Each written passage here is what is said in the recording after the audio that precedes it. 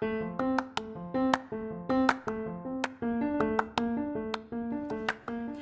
thanks for listening to the Season with Salt podcast. My name is Dominique, and today I'm talking about Thanksgiving etiquette inside of a pandemic, so stay tuned.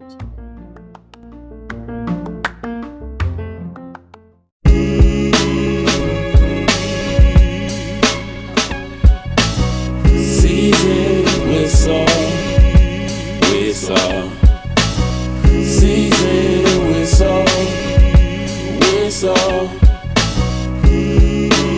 What's up? This is Dominique Beaumonte, and you are listening to Season with Salt, the podcast.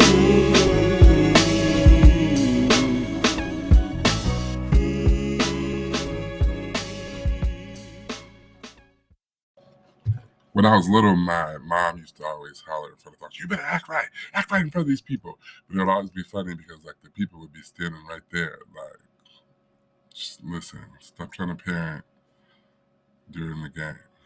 Anyway, wow, y'all, it is 2021, and it is a week away from Thanksgiving. It is, in my world, November 2019. I don't know what day it is. It's November, though, and it's 2021, and we are getting ready to celebrate our second Thanksgiving in a pandemic. And maybe we need to be reminded that we are still in a pandemic. And particularly in this season when people already have codes and all kinds of stuff, really a season of focus around how we're going to care for ourselves and our health. So I said, let me get this pandemic Thanksgiving episode out. Last year, I stayed home and made all my own food and was like, dude, I'm never doing this again. I tried my best and decided that my best is not adequate. I was thinking to myself, okay, now everything looks pretty. And I took pictures and I shared it, but then I got to thinking to myself, am I going to eat this? But I did eat it. Thanksgiving was cool. So this year, I am traveling. I'm getting on a plane and I'm going places and seeing folks and doing things. And I think that, so what I'm talking about today around Thanksgiving etiquette is not just what I think other people should do, it's what I'm doing. And I think etiquette around Thanksgiving has become increasingly important considering the fact that we have more to protect, and many of us, we go to grandma's house or grandpa's house or grandparents' house or older parents' house, and we need to realize that we're not just responsible for protecting ourselves, but also for protecting other folks in our actions. So let's just jump right on into this. Hey, also, I just want to let you know that this is my second episode about Thanksgiving. I had an episode about Thanksgiving that was episode 13. So if you're listening to this and you find it entertaining, hey, make sure you go back to episode 13 and check out my No Drama on Thanksgiving episode, which is cool. Okay, let's get into this. I don't know about you. So first of all, let me just say this. People need to create their own practices and their own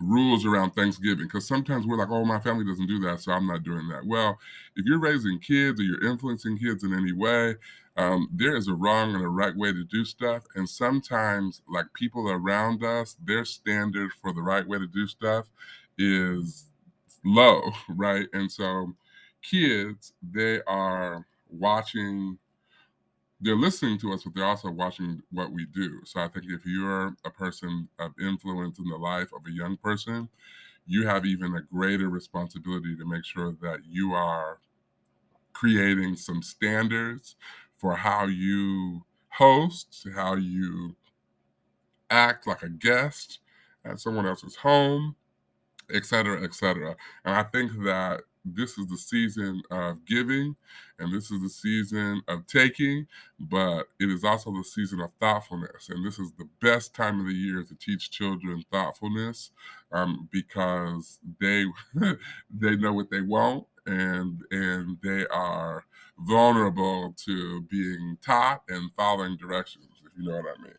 So let me just hit the high level what to remember around this COVID stuff. So, if you're going to an older person's house, going to a parent's house, going to someone who has a health vulnerability, like you need to be extra cautious. And I just want to say, first of all, that I think it's important to get a COVID test this year, right? Get a COVID test to make sure that you are good. I don't care if you've been vaccinated or if you're going to somebody else's house, you need to get a COVID test. So, like, I'm going out of town. So I plan to get a COVID test upon arrival. I plan to get one before I go. I just want to make sure that I'm healthy and that I am not like being a super spreader. I got to get on a plane. I got to protect myself. I got to make sure that I'm carrying hand sanitizer and gloves and all the things that are necessary to protect myself and other people. So I want to say, have your family get a COVID test before you go to someone else's house just to begin the week so that you know what your status is. And because that's a popular thing that's happening around the holidays, don't wait until Monday or Tuesday to go and get your COVID test. Get your COVID test early. Um, you can get a home kit that are about $20, $30 and comes with sometimes 2 tests. So I've got a home kit. I plan to take my first COVID test on Saturday just to see where I'm at, how I'm doing, how I'm feeling. And then I'll take another one before I get on the plane and then before I walk myself into my grandma's house. You know what I mean? The other thing is that you're I think it's important to limit the because you know how folks be like, oh, I'm going to such and such house and such invited me.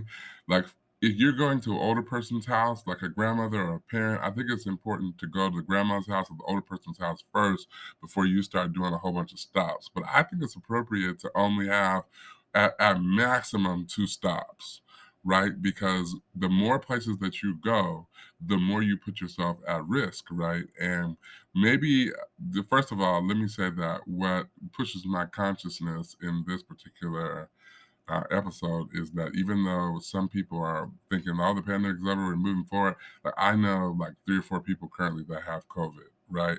Vaccinated folks, and so I think it's important to keep that in mind.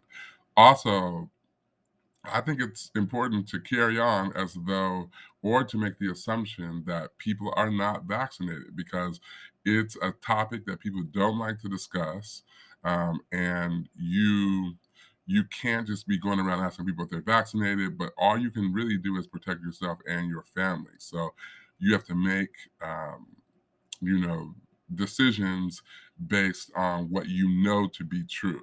And so limiting the places that you're stopping, if you have to go to the grocery store, you have to do all your stuff. Like I would just encourage you to wear gloves and in your preparation, like just make sure that you are keeping clean. The reality is that, you know, there have been very clean and cautious people who have gotten COVID, right? But that being cautious and clean doesn't is helpful, right? Because at the very least, you're protecting yourself and others. You're eliminating certain risks. So I just wanted to get that out of the way before I get into the nuts and bolts of being a guest at someone's house or hosting or whatever you plan on doing this year. So the first thing I think is important, aside from all the COVID stuff, is don't go to nobody's house empty-handed. I don't know why this has to be said. I know that sometimes, especially in a COVID environment, people are going to say, no, don't bring anything, just bring yourself. And I think that I also have in my notes that we need to respect that. Like, so it is safer, right, when all the food is cooked in the same place. Because when you start bringing food from 5 and 6 different places and go to the grocery store at the last minute, like folks have been touching all over the pies and picking the one that they think looks the best. Like it's just best to honor the request of the host if they ask you not to bring anything. They are generally talking about don't bring any food. Now, what I mean when I say don't go empty handed is when you show up at somebody's house, there are a couple of things that you can bring, and this has been a practice of mine.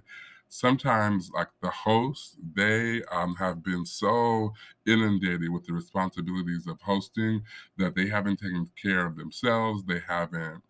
They just been buying things. It costs a lot of money to host a Thanksgiving. I think people sometimes forget like that turkey's not $1. Like there's certainly a premium on a lot of the things that we buy for the holidays to cook. And I think it's important to realize that somebody paid lots of money and spent lots of time to prepare Thanksgiving dinner. You can bring something. So something could be a Thanksgiving Day card. Pick up 3 or 4 this week. Don't wait until the last minute. A Thanksgiving Day card, some flowers. If the person, I always say like if the host really likes Pepsi, pick up a 12 pack of Pepsi and put on there, for the host only, and give it to them, hide it in their room, or something that they can use later to relax. If you're going to Starbucks, ask the host like what they would like if there's something that you can bring them. Don't ask them, just bring them something that you know they like if you already know what they order. Don't just come to people's house like ready to eat up all their food without bringing something. So those are my recommendations. Some flowers or a plant, definitely a Thanksgiving Day card, some coffee, something that they could use, to kind of, not that alleviates the stress of hosting. So don't go empty handed. If you are asked to bring a dish, like you need to operate in the same caution that you expect the host to operate in while they are cooking and preparing food, right? Especially in this time of year, folks don't want to get food poisoning from something that you bring. Right, so be wise. Consider what you're making things in. Consider what are using, like your stress level when you're cooking and such. The other thing I think is important too is that if you are Ooh, I lost my train of thought, but that's okay because that thought's going to come back to me because it feel good. So when you go to somebody's house, you've arrived, you brought something thoughtfully, you've thought about the host and those that live in the house where you're going. You're limiting your stops. You're not going to 50 different places before you get there. You're being conscientious around the cleanliness. If you're bringing a dish, once you get there, listen, stay off your phone, right? Spend time like taking in the moment, right? Like don't be the person that's like flipping pictures of everything and like planning your next stop. Like just live in the moment. Like I don't know about you, but I grew up around Black folks that like to watch other people eat their food and enjoy it. And it can make a host very anxious if like you got to plate of food and then you're so busy at taking pictures of it and posting other places. Just live in the moment, like be there, enjoy the food, be gracious to the host, to the best of your ability. Also, find ways that you can help. One of the things that's really annoying that you have to be careful of is that there's some places, depending on your familiarity with the host, you can just find something to help and just do it. Don't ask, right? Just find something to do it. If you are not familiar with the host, it's nice and kind to ask how you can help. If they say no, don't worry about it. Don't worry about it because sometimes, especially people who are very particular about the way that they host, they know how they like things, they know what they want them, and just the subtle, removing of an item or doing something in a way that they don't do it can really like mess up their mindset. So ask if necessary. If not necessary, find something that you can do to support. That might just be setting the table or cleaning off a table or helping with the serving dishes or particularly after the meal, just thinking about the person who hosted. Their work is not done after you've had something to eat. Their work continues. They still have a lot of different things that they have to do. They have to clean the house, they have to wash the dishes, they have to put the china away, they have to, sometimes they have a lot of leftover food that they're trying to figure out what to do with. And I think that anything that you can do thoughtfully to help after the meal, don't just get a plate and leave. But if you know you're going to take some food with you, then you have an added responsibility or obligation to ensure that you're just not leaving a mess for folks. So help after dinner as much as you can. I think it's important not to overstay, right? You gotta get a good feel for when somebody's ready for you to leave, right? When people are getting up and leaving, when the host is yawning, when the host is over involved in cleaning up and straightening up, and you're still sitting there prolonging conversation, you got to know when to get up and go, right? Like, don't be the person that is still there. Don't be the last person at an event, right? Like, do what you can to, and sometimes, like, the guests might even, the host might even have somebody else kind of drop some innuendos or some like passive aggressive communications around, like, okay, thanks everybody for coming. Don't be there until then. Like, know when to leave. I think, you know, 1.5 hours after the meal is served, is really max, right? Like, don't overstay. I think the other piece is, when you ask the host what time dinner starts, it's important for you to be there at the time that dinner starts.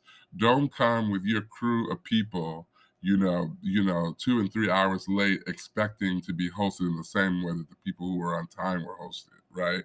Because the food has already been served. You're putting the host in a position where they've got to walk you through where to get stuff and what's left and what's not left.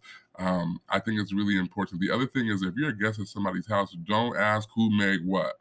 Like, if you are concerned about who made what, then you make it at your house. Get the things that you like. You might have to put some things on your plate as a courtesy to the host sometimes, just to taste it. Maybe they're trying out a new recipe. Maybe they're conscientious about a certain recipe that they think is their specialty and they make all the time.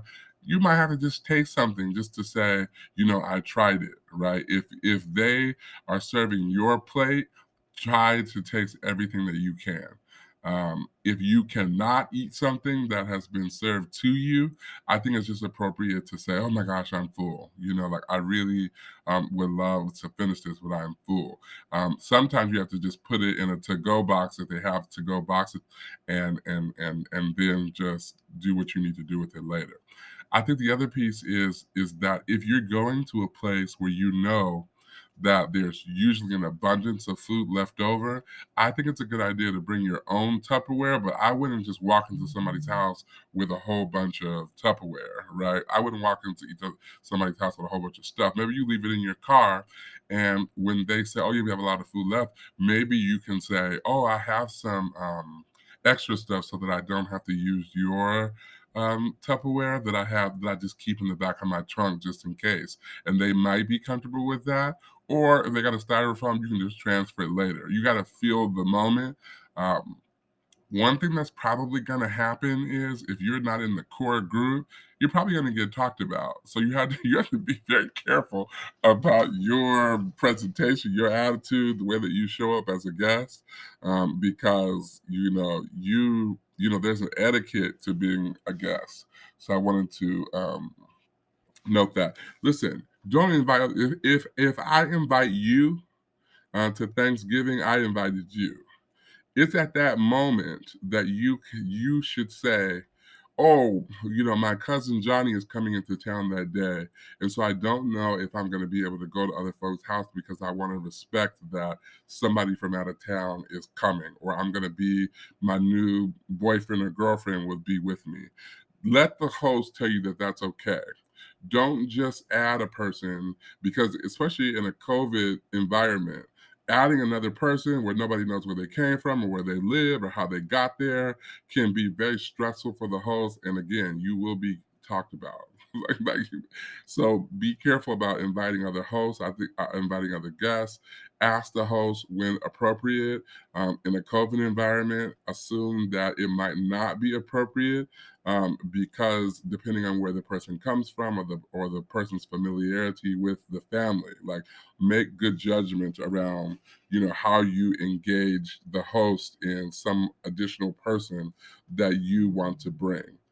Let the host tell you, oh no, that's fine, we'd love to have such and such. Don't make that decision yourself, but then also don't rule out going to someone's house because you have a host. Just communicate up front with the person that is hosting and say, hey, I'm responsible for somebody else, or I'm watching my sister's kids and they're coming with me, just so that there's an understanding of that.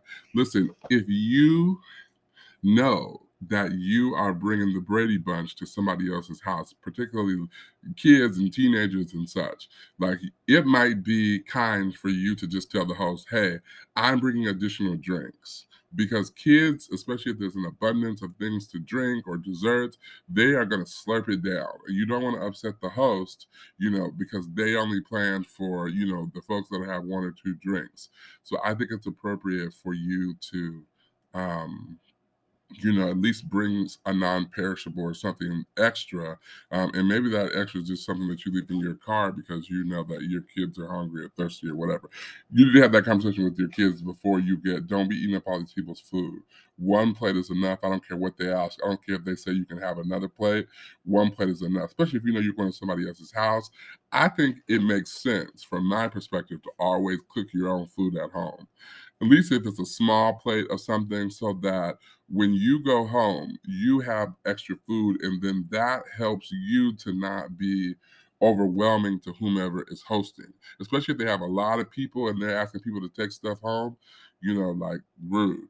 Now, listen, and I grew up with people wanting to have like my grandma's dressing, or finding out if there's some extra food or something like that. If you're just stopping by to pick up something from somebody's house, you're not staying, you are still obligated to bring something. Listen, if somebody volunteers to make you a pie or a cake, or gives you a side of dressing or whatever it is, take a card, put a little money in it. It costs money to buy everything that even if they got food stamps, it costs food stamps. Even if they got it for free from the food bank, then it costs gas. Whatever it is, somebody made the effort, they spent the time to prepare, and you should not take anything without being a blessing to the person that prepared it. Period. I don't care what nobody says, you are obligated to make sure that you are honoring the person that put their time and talent and treasure into preparing you something, even if you're not staying for the whole meal. Okay? So, um, I think that these are some of the things that I think are just high level importance. The thing that I want to close with is this admonition. When you're going to somebody's house, watch your mouth. Sometimes there will be lots of conversation about politics and COVID shots and vaccinations, church politics. There's going to be a lot of fluid engagement during a Thanksgiving event, dinner, Friendsgiving, whatever it is. And a lot of topics that are, floating around the universe are toxic and can bring up trauma for people. You don't know who's related to who. You don't want to be talking about nobody's pastor. You don't want to be talking about anybody's political beliefs. I think that if you're a person that sometimes like can be over talkative like myself, think about topics that you care about, things that aren't dramatic, or aren't going to raise issues and red flags for other people, because you can ruin somebody's event by saying and talking about the wrong stuff, right? Or having the wrong attitude about things that don't, there's just a lot going on in the world, and so being thoughtful around like how you engage in discussion, especially if you're passionate about it, especially if you're at somebody else's house, because if the person who is hosting the event is a Democrat and you're a Republican, you're at their house. Right? And so I would be careful while you're eating somebody's food, like, talking about their politics, right? Or criticizing things of their beliefs. I would be very careful about that, right? If there are very strong feelings around certain issues, then figure out how to phase yourself out of that conversation, move to the next conversation, go to the bathroom, get a drink of water, find a way to get out of confrontational, stuff, because people will take you there. Um, and the other thing is, you, um, sometimes with Thanksgiving and other holidays, bring to the surface are old, family or friendship challenges that have gone unaddressed throughout the year. This particular Thanksgiving might be the first time in a couple of years that you and your family have gathered in person. And so there might be unresolved challenges, or there might be things that came up during the pandemic that you were not able to address in person. I think it's important to, if you need to have that conversation beforehand, have it beforehand. Do not use Thanksgiving as an opportunity to challenge and to be in people's faces and to bring up old stuff or unresolved issues. Like, figure out a way to survive a holiday without being at the center of any drama, right? I think also too, you might think about ways that you can host folks that always host you. Maybe offer to take the host out for coffee at another day. Let me also say this: if you are a person who plans to do Black Friday shopping, Black Friday shopping starts on Thanksgiving. Consider that if you are staying or sleeping at the home of somebody who is older, right? Like, you don't want to be going out to 15 different stores and then coming back and creating a risk for other folks. I think this is a good year also to get a hotel room, right? Like, especially if so that you're not overpopulating like the older person in your life. You're not overpopulating their house, especially if you have kids and such. I just think that that's important. I think overall, what I'm talking about is this call to thoughtfulness and to not just consider like how you have been living, but also, the risk that you might potentially bring to the person that you are hosting based on decisions that you make or don't make. And I think that that's really important. Um, if the food is not good, figure out a way to survive, right? If the food is really good, I mean, I think it's always nice. It's nice to be nice, as those folks will say. So when you need to show gratitude, you need to make sure that you're telling the host thank you. They want some affirmation about their food, right? If you don't like the way something tastes, be quiet, right? Like, you don't have to act or be weird. Just, you know, be kind. I think you can also sometimes go to the bathroom and take a pause, and sometimes you have to pray and say, "Okay, God, help me to be nice." So a lot of people, me and my family were talking about how a lot of people do not know that their grandma cannot cook because their grandma's food is all that they have ever had. And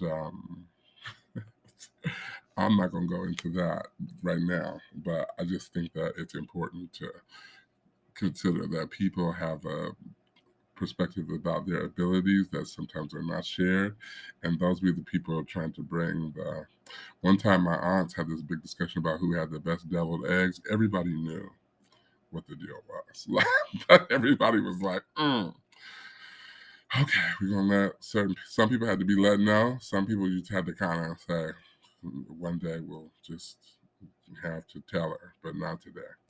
All right, y'all. So I hope that you have a wonderful Thanksgiving. I hope I've said something that's helpful and you're thinking. I'd love to know what you are planning to do this year. So hit me up. I want to thank you for taking the time to listen to Season with Salt, the podcast. You can follow us on Facebook at SWS Podcast, on Instagram at SWS Podcast, on Twitter at SWS The Podcast. You can also go to our website to listen to all the episodes, all 127 of them, and that is seasonwithsaltpodcast.com. Thank you so much for listening. I love you all and can't wait to connect with you soon. Happy Thanksgiving.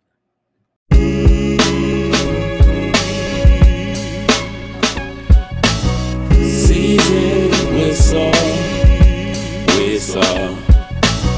Season with salt, with salt.